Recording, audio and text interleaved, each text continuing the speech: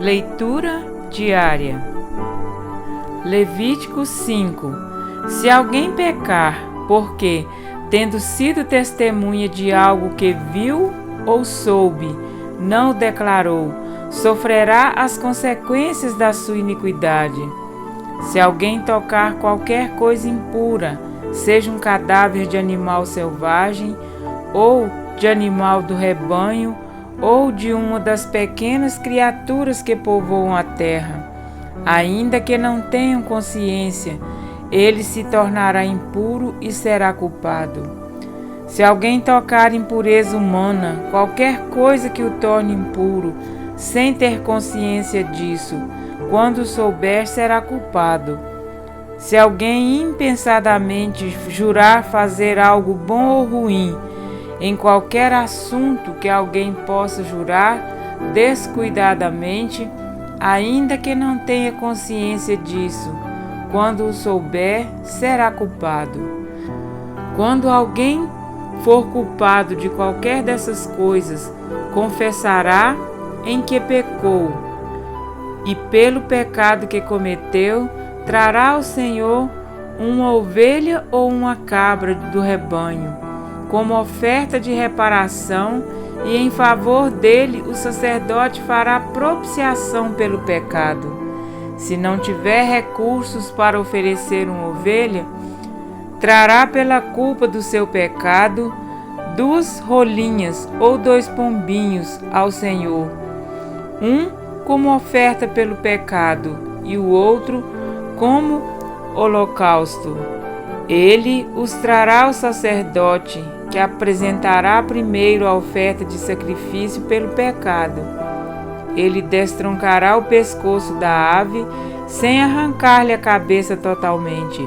A seguir, aspergirá no lado do altar o sangue da oferta pelo pecado, e deixará escorrer o restante do sangue na base do altar. É oferta pelo pecado.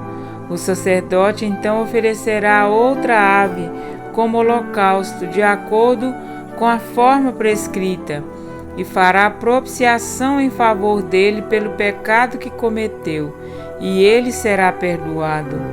Se, contudo, não tiver recursos para oferecer 2 rolinhas ou 2 pombinhos, trará como oferta pelo pecado um jarro da melhor farinha, como oferta pelo pecado. Mas sobre ela não derramará óleo nem colocará incenso, porquanto é oferta pelo pecado. Ele a trará ao sacerdote, que apanhará um punhado dela como porção memorial e queimará essa porção no altar, em cima das ofertas dedicadas ao Senhor, preparadas no fogo. É oferta pelo pecado.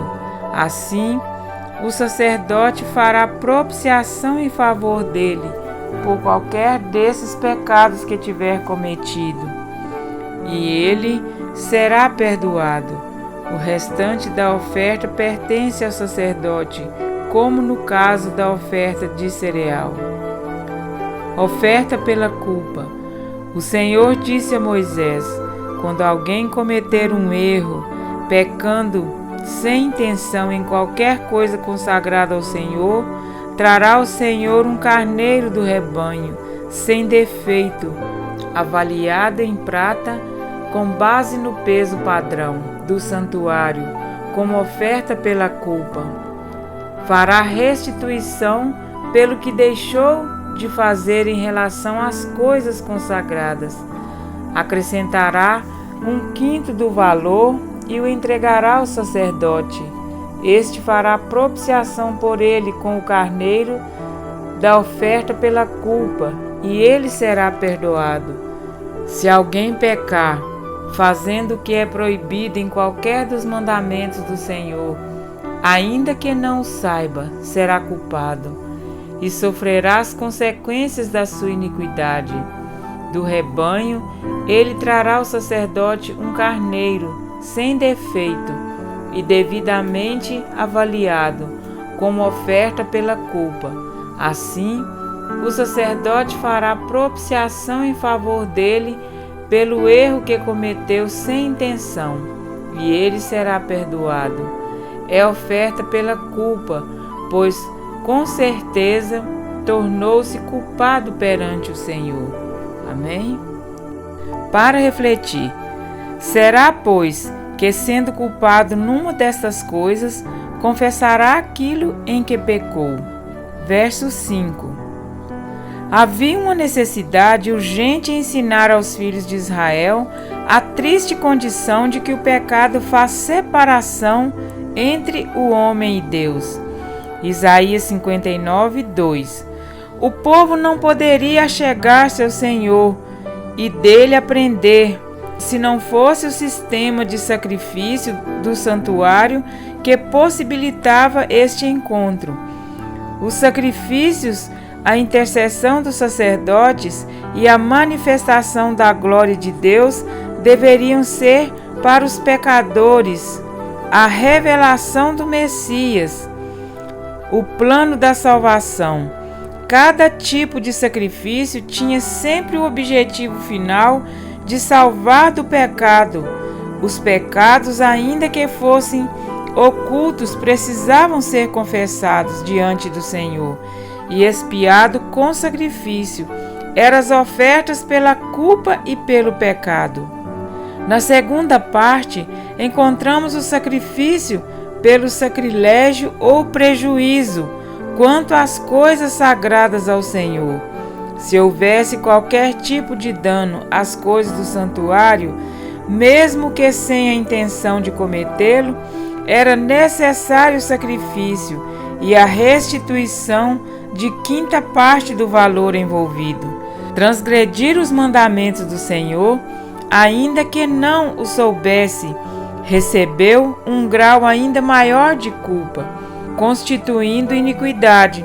Esta oferta revela a importância que o Senhor dá aos seus mandamentos, em não eximir ninguém deste erro, ainda que cometido por ignorância. Seus mandamentos constituem a lei régia do universo e serão a base legal no dia do juízo. Tiago 2,12. Em todos estes casos, há conclusão indiscutível do desejo de Deus em estender o seu perdão à humanidade, mas também claros recados de que nem a ignorância e nem o que é oculto exime o pecado de ir em busca do perdão. Na caminhada cristã, o humano precisa cooperar com o divino. Não eram as ofertas em si que operavam a remissão do pecador, mas a sua intenção ao ofertá-las. Existe hoje uma necessidade absurda por divulgação da imagem. As redes sociais estão cheias de aparência, enquanto a realidade da maioria absoluta grita por socorro. Por outro lado, parece que as redes se transformaram em uma espécie de ferramenta de justiceiros, onde vulgo cristãos julgam que atirar os pecados de outros no ventilador os torna melhores do que eles. Não é diante das pessoas que devemos aparecer, mas diante do altar do Senhor, oferecendo-lhe nosso enganoso coração, a fim de que não seja o eu exaltado, e sim o Cristo que nele habita. Uma das funções das ofertas era a confissão de pecados. A verdade precisava ser dita diante do onisciente.